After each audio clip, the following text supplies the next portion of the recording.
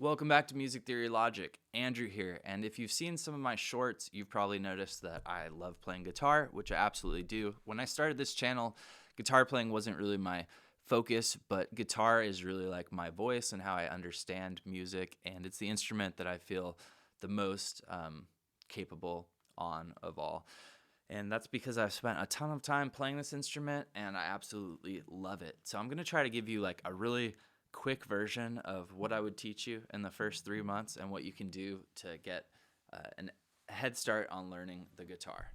All right, I'm going to try to keep it so that you can see me. So first of all, the guitar has a set of 6 strings. This might be obvious for you. We turn these knobs to get these strings to notes that we want. We have a standard tuning of the guitar.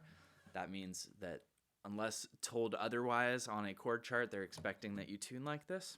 The string pitches are E, A, D, G, B, E in order from thick to thin string. That might seem random. A long time ago came up with this silly sentence that part of the reason it's easy to remember is because it's super silly, but even all dogs get breakfast early. If you can remember that, you can remember how to tune your strings. The next thing you're going to want to probably have is a guitar tuner. So you get your strings up to pitch. They should ultimately sound like this. Tuning up as we go. So a low E. Now it's important to recognize that in music we have multiple octaves. What that means is that we basically have 12 tones in Western music, the kind of music that guitar came out of. So there's 12 notes. If you look at the guitar, most 12th frets have 2 dots, and the reason for that is that that would be an octave up again. All that to be saying that this E string is designed to be at the E in this octave. If you are past this string, so let's say I had gone all the way past and I'm up at F sharp or something, I might think, oh, well, I need to keep going till I get to E, but I've actually gone past. This is one really important thing because some strings, the G is something that I did this to a lot of times when I was putting on strings or tuning my own guitar in the early days, is that I would think I needed to keep going up to G, right? Because I thought, like, I'm on D, A, B, C, D, E, F, G. Oh, I've got to keep going. But I had already gone past, and what will happen is the string will snap before you get it to pitch, which is really frustrating and sad.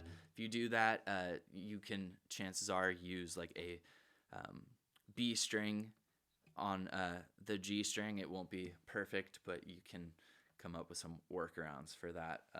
Again, happened to me, so don't get too frustrated. The next thing I'd like to tell my students with the guitar is that this may be obvious, but we use our left hand and we use our right hand. Now, for a lot of things, these hands are coordinating. They're doing things that they're working together as a team. The simplest thing to understand is if I wanted to play 5, 6, 7, 8, the 5th, 6th, 7th, and 8th fret, I do that by plucking the string and by pressing down with those fingers to hear the notes. Now this might seem silly, but the simplest thing you can do to get better at guitar when you're first playing is to play 5, 6, 7, 8 on every string. I call that a chromatic scale with my students. Those of you that are really knowledgeable on specific chromatic scales will know that when I do that, I'm repeating a note, but it doesn't really matter. This is really an exercise that if you get really fast with it, it feels more musical, but it's not really the best sounding thing. And the reason that's helpful is you shouldn't get frustrated playing that because, again, there's no rush. It's not like we're playing a song like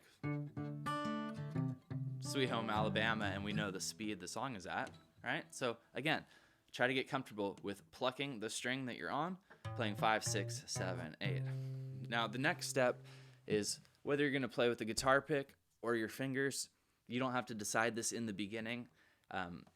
As we get further, and let me know in the comments if you want me to keep these videos going, there are certain techniques or ways to use a guitar pick and ways to use our fingers that are going to be the simplest ways to do it. However, as long as we hit the right string and we're holding it properly, we'll hear the note. So with self-taught players, you'll see a lot of really interesting things, and we can keep developing our right hands. So first step, chromatic scale.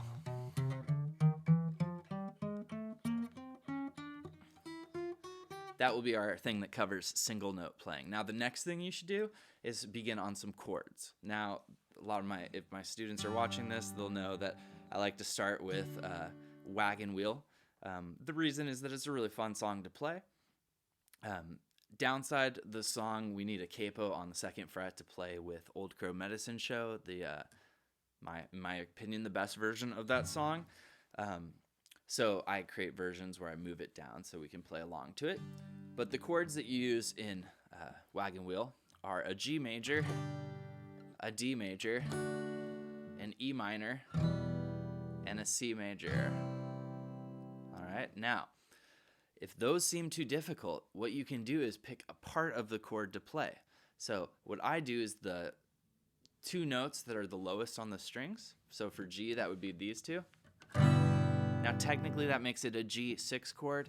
If we strum the lower strings, it just sounds like a lower voiced G, so that works. For D, I take these 2 notes. Now technically this chord is a D sus2,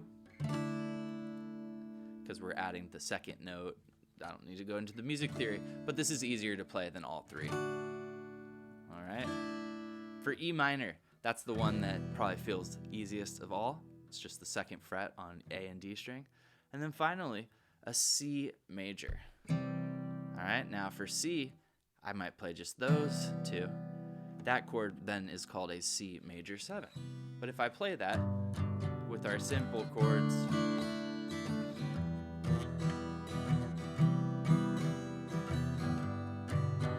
it works. So that would be the first step, then building the full chords.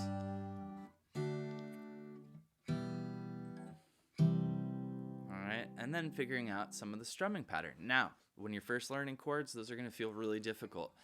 The thing I'll say to you is that the trick to getting good at any of these chords is getting comfortable getting to them from different fingers. So what I like to do when I was first learning this stuff is, say we know these 4 chords. We know G, D, E minor, and C. How many different ways can I play those 4 chords? Is it 16 ways? Unfortunately, I should have prepped the math for that, but in essence, G, D, E minor, C, that's 1. G, D, C, E minor, that's 1. G, D, so those were all the G, D ones, right? If I go G, then C, I could go D, E minor, G, C, E minor, D.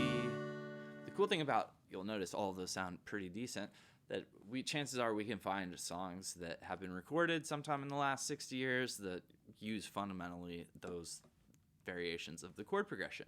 So again, first step, chromatic scale, getting comfortable with using each of your fingers. Now you might notice that you don't hear a note, you get buzz. It's because we have to press down hard enough. The strength of guitar does not come from these fingers this way, but it comes from the hand like this. So using your thumb on the back of the neck of the guitar is the trick to get that leverage to hear the notes. All right, so you're going to do that, and then you're going to memorize or start with these 4 chords. All right, let me know if this is helpful. If those of you that are watching this channel, perhaps because you just make beats or make dance music, it's never too late to learn guitar, and I think it's like a really, really fun instrument that I'm glad to talk about more in the future. So start jamming. Let me know if you have any questions. If you found this helpful, you would help me out a lot by subscribing to the channel, and I will see you next time. Have an awesome time with guitar. Remember, it's super fun, and it feels really frustrating in the beginning, but if you get past that frustrating hump, I feel like the guitar is one of the easier instruments to become competent with or to play at a higher level. So have an awesome day, and I'll see you next time. Cheers.